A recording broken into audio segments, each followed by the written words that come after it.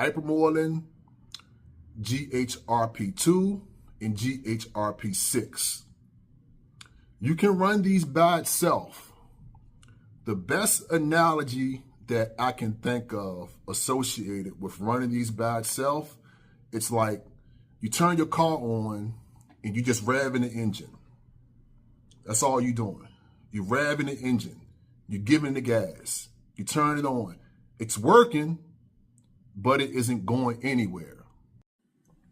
Everything I cover in this video is for educational and research purposes only. I am not a medical provider. I'm not a doctor. I'm not suggesting that you buy anything or use anything. Please proceed with caution. Thank you. So, in my opinion, the most misunderstood classification of peptides are the GH-based peptides. The most misunderstood, but I also think it's the easy to understand once you get an idea of how they actually work. So I'm gonna try my hardest to explain this in a way that just about everyone can understand. So when it comes to GH-based peptides, there are two different analogs. There are the GHRH analogs and the GHRP analogs. The GHRH analogs, Tesamorelin, Visceral, CJC-1295. The GHRP analogs are Ipamorelin, GHRP2, and GHRP6. So when it comes to the GHRH analogs, all they do is boost your natural growth hormone release. That's all they do. They boost your natural growth hormone release. The GHRP, they amplify that signal. That's why most people, they stack both of these compounds together to get excuse me, to get the best possible results you can get when running GH-based peptides. Excuse me. That being said, can you run one and not the other? You can actually run GHRH analogs by themselves, and they will boost your natural growth hormone release. You can do that. That would be effective. The signal wouldn't be as strong because you aren't running a GHRP on top of it. Can you run a GHRP by itself? A GHRP, like I mentioned, is Ipamorelin, GHRP2, and GHRP6. You can run these by itself. The best analogy that I can think of associated with running these by itself, it's like you turn your car on and you just revving the engine. That's all you're doing. You're revving the engine. You're giving the gas. You turn it on. It's working, but it isn't going anywhere. If you take a GHRP by itself, it will work, but you don't want to do that because it's highly ineffective. Minimum results. You can take the GHRH by itself. It'll work.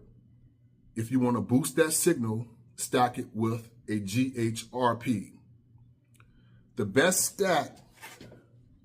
GH stack associated with the GHRH and GHRP is Tesamorelin and Ipamorelin. That's the best possible stack, GH-based peptide stack you can take to maximize your results. Those two. If that's too expensive, you can stack CJC-1295 with Ipamorelin, CJC-1295 is a GHRH. Ipamorelin is a GHRP. Stack these two together. Take this stack 2 to 3 times per day, and you will get results. This stack alone. But if you want to spend the money and you want to maximize your results, Tesamorelin and Ipamorelin together.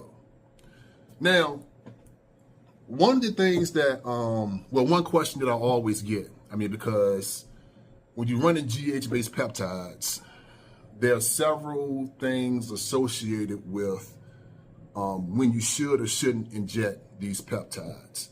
And one question that I always get is, do you really have to fast before injection, before and after injection?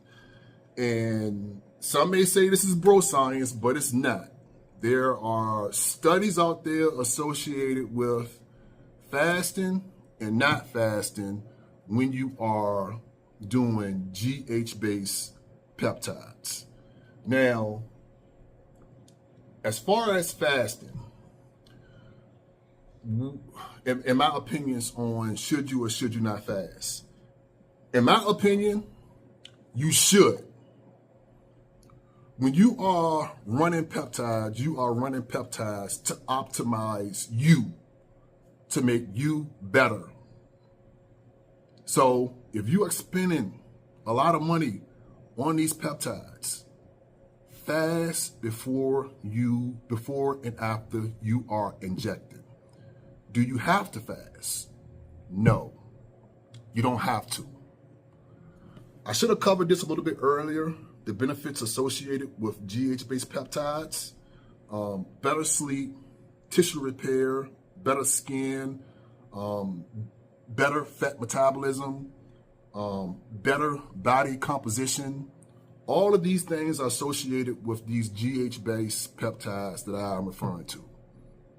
This is what they improve, studies show.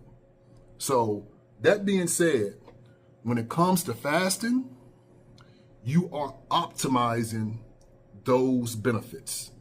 Optimizing those benefits. If you fast 2 to 3 hours before your injection and 2 to 3 hours after your injection, you are optimizing those benefits. Now, if you don't fast, but if you consistently pin yourself when you said you're going to pin yourself daily, you consistently doing everything you always do, but you're pinning yourself and you're not fasting, you will see results. There are studies associated with this. There are studies associated with fasting. There are studies associated with not fasting at all. So will you still see results? Will you still get the benefits of fat loss, the benefits of body recomp, the benefits of better skin, better sleep?